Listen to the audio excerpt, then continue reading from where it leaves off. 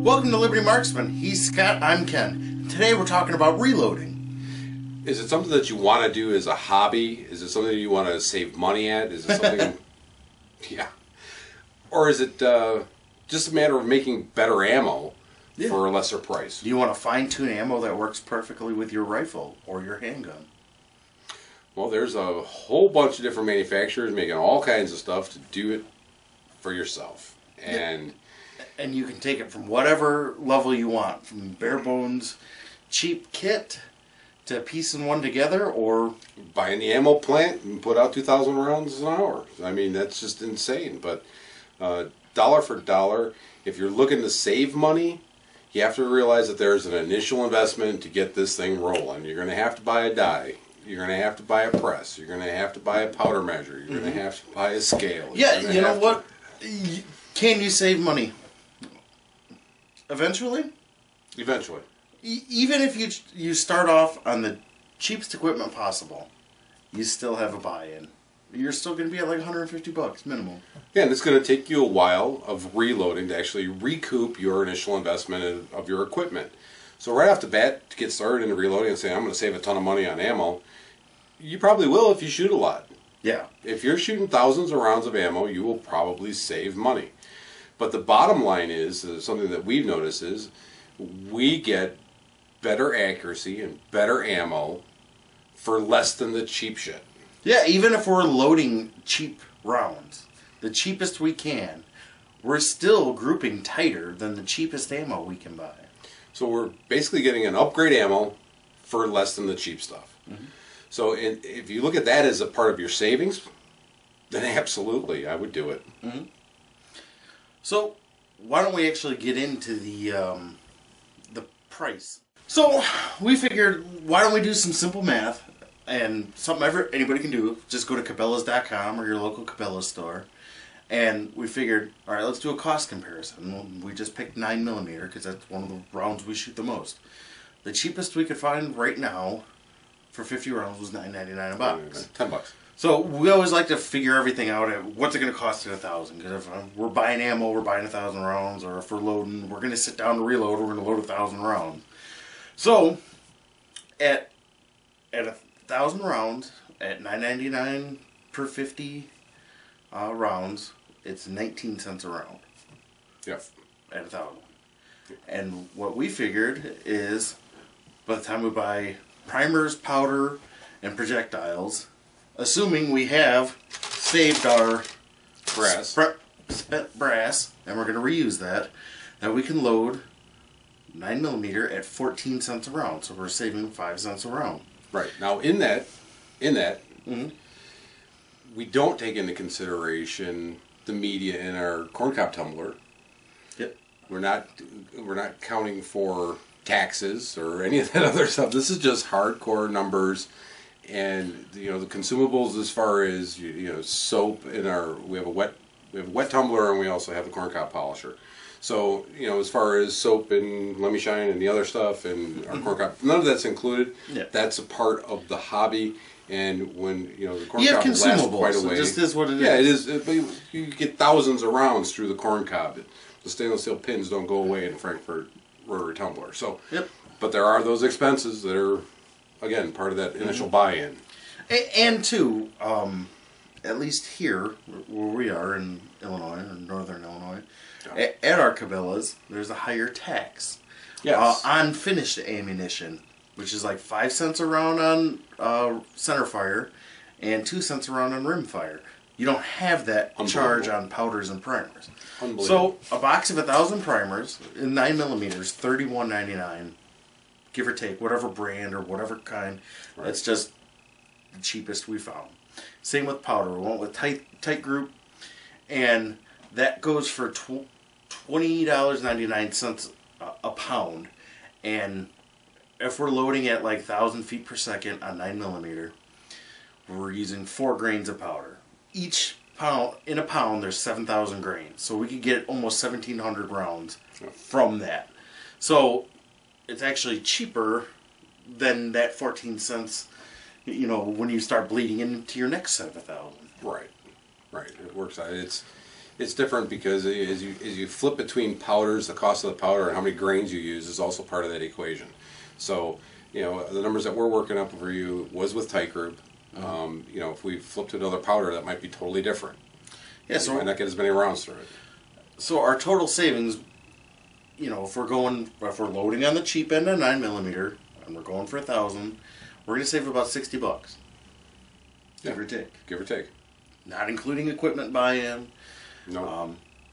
I guess you got to ask yourself too, what's your time worth? If you enjoy it as a hobby, there's a time investment. Yes, you know what? I'm going to tell you right now, handgun reloading is probably the lesser of the time eaters that there are. I mean, if you do a lot of handgun, I would say it would be worth a while to give it a shot, give it a try. You can check out Craigslist, check out eBay, and see if you can pick up a used press and buy a new die and actually do it. Try it. Yep. Go for it. You don't have much to lose, and you can always turn it around and sell it again instead of buying in brand new right off the bat. But that is by far the quickest. Rifle cartridges are another whole story. There's a lot more steps to it, and you have to be a little more finicky because your pressures are so much higher. Yep, you got to be more careful. We're a little more finicky with that. And speaking of rifle, let's look at the cost there. Okay, the other caliber we shoot a lot of is .223, a rifle cartridge. That one you can save some more money, but it's a lot more time consuming. Yeah, you're going to have a much larger time investment, especially when it comes to your case prepping. We tend to be a little more critical of the cases, just because we don't want to have any issues down the line. And just face it, one case isn't worth blowing a gun up. Yeah, it ain't, it's not worth blowing shrapnel in your face. No. So, cases are cheap for the most part. But let's just dive into the dollars and cents there, too. What we found for the cheapest ammo right now on sale at Cabela's was... American Eagle? No, it was IMI. Oh, it was IMI? Yeah, okay. It was $7.19 a box. That's a box of 20. So on 1,000 rounds, that comes out to about 36 cents a round. Oh. Now, loading-wise, with primers, powder, and projectiles, assuming, again, we have all of our cases, we can load at 26 cents. So you're saving 10 cents a round. And that's on the cheap end again. Right. But our hand loads tend to be quite a bit more accurate, even on the cheap stuff. Yeah. And I'm talking about the differences on a bench gun, probably picking up 1 MOA off of what we've shot a lot, tons of American Eagle, where we were getting 2 and 3 inch groups, and we brought that into inch and a half with our hand loads. So far greater accuracy for less than buying the American Eagle. Mm-hmm. Now the projectiles, they were a little bit more money than the handgun. Yeah.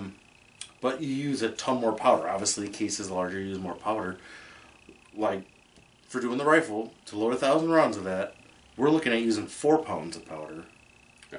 Compared to not even using a full pound on handgun. So, it is going to be more money and more time consuming because, a lot of the time when you buy ammo, you're getting, your .223 is going to be, or 5.56 is going to be military brass, and they're actually got a crimped in primer. And, when they're loaded hot, the case is stretched. So now we got to trim down the case, and we have to take the crimp out of the primer pocket. Yes, and of course there is a tool that you can buy for that, and Dylan is nice enough to sell that tool. Yeah, Dylan's got it, Hornady's got it. Everybody's got a version. It's a sledging tool, and that things that are the price range on it varies, but there's a lot of little things that you have to end up doing with them. Mm-hmm. There's a lot more handling with the rifle. Yeah, reloading, and it's one of those things where we see the automated presses where they're taking. Basically, you're freshly cleaned, deprimed, swedged, and you're going through your loading. We actually prefer to do it on a single stage press because we get to handle every round, and once you get a rhythm, it goes much better. Especially rifle. Handgun on a progressive press is just fine with me. Yeah, absolutely. Rifle's a little more critical because chances are, on a handgun round, you're not going to gonna overcharge it without noticing it. Right. But that, that handling isn't a bad thing, because, there's time and time again we get through the process and we'll still be catching them. We'll still catch problems with cases. Yeah, you might find a primer that somehow flipped when it got pressed in, or a crack in a case that you didn't notice before until it's gone through the dye, or whatnot. And again, that all boils down to the quality of your finished product at the end. For me, it does pay off, but there's a huge time investment in rifle cartridges. Now you can avoid that. There are some other options out there.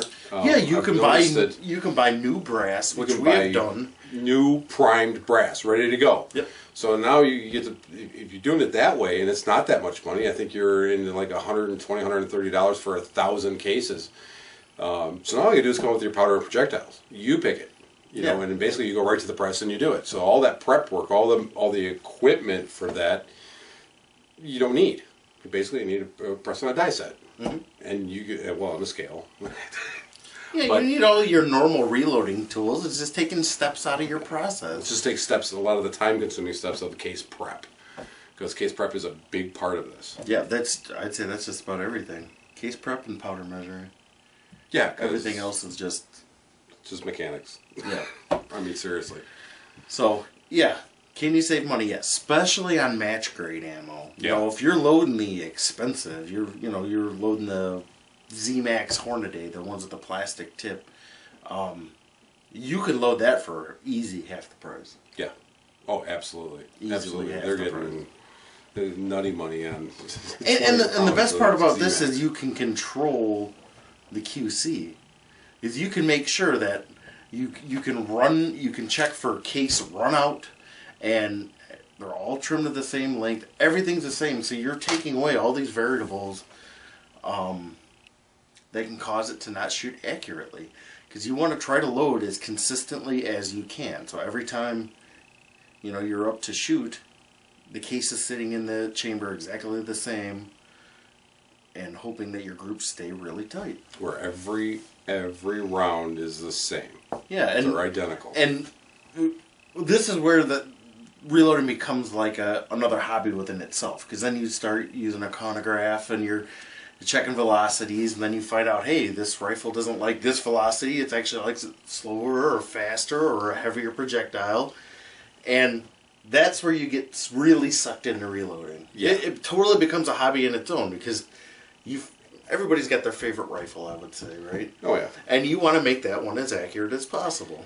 And this can really tune that in for you. It's one of those, there's a high level of mechanical nature behind it, but there also it sucks you in on almost an OCD level of trying to get everyone perfect, and when you hit the field or hit the range and you're putting them on target, and you're keeping track of which rounds, and you're labeling boxes of which ones are which loads, which projectiles, and you start keeping track of that stuff. And I'll tell you what, once you get that sweet spot of what you really like, or what rifle enjoys a heavier load or needs a heavier projectile, different powders that makes a world of difference. I mean, you can take one rifle and you've got your magazines loaded with your hand loads, and buddy wants to shoot your gun and you make him throw his ammo in it, and you're out shooting him all day long. It's just like, man, you suck.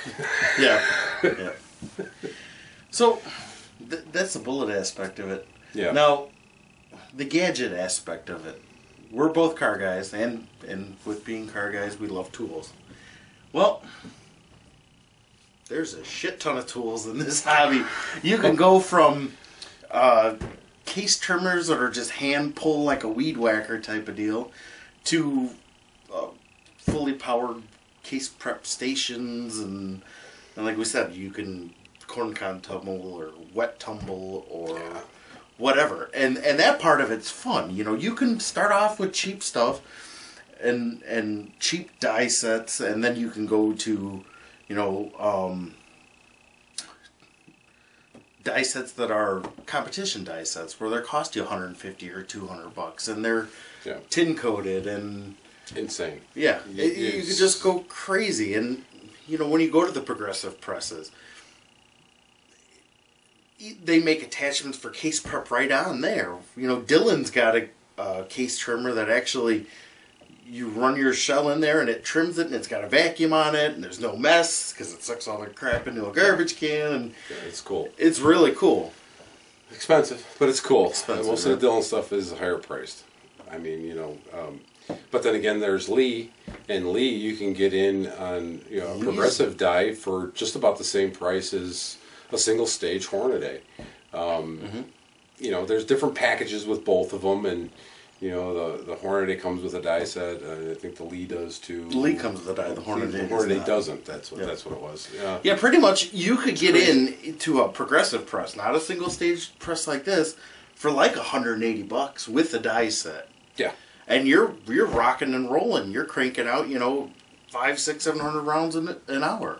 Yeah. So, and then And not just metallic cartridges. We load a lot of shotgun. Yeah. And this is as cheap of a press as you can get for a shotgun. This is a Lee load all. We've done a video on it already.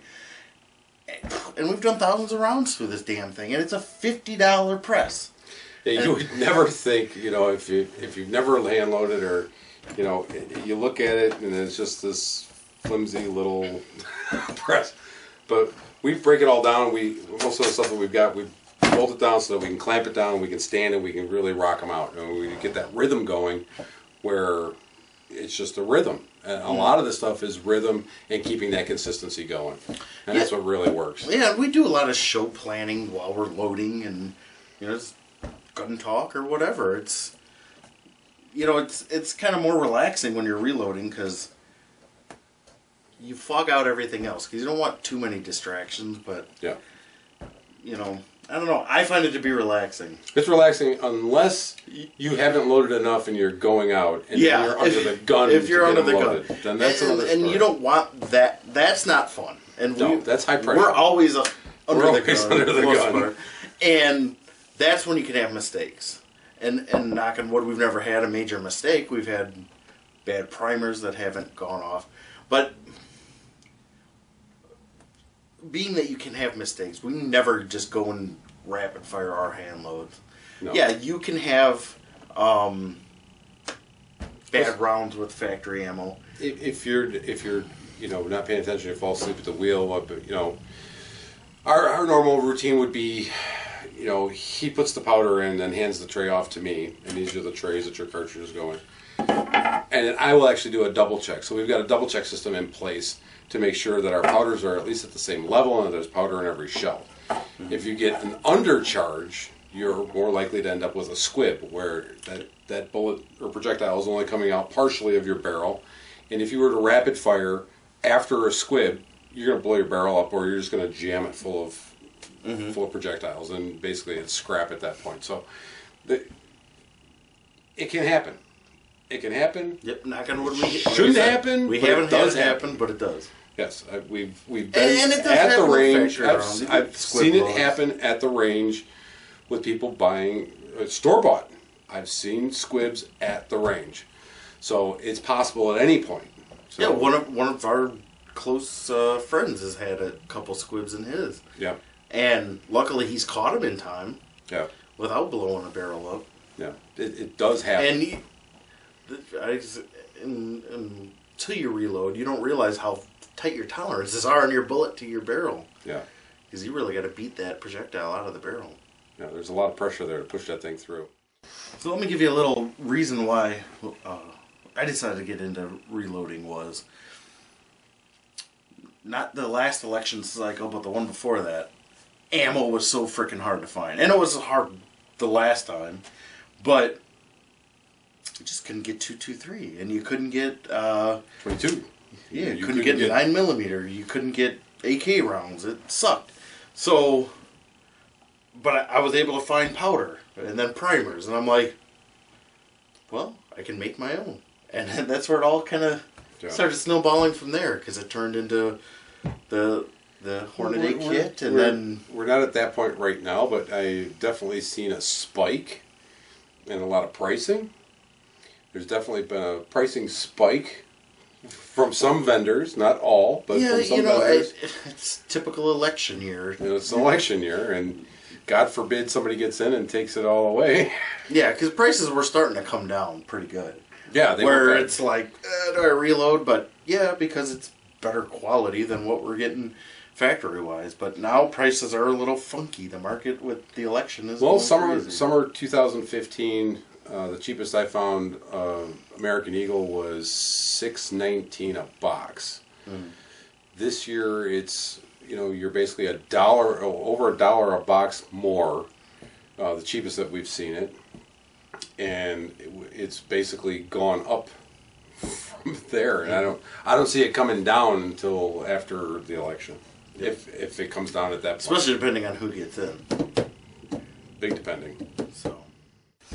So if you're digging reloading, if we get a lot of feedback, we'll do some reloading videos and walk you step through step on. We'll do a video on handgun or a video on rifle, and if nobody likes it, we won't even touch the subject again.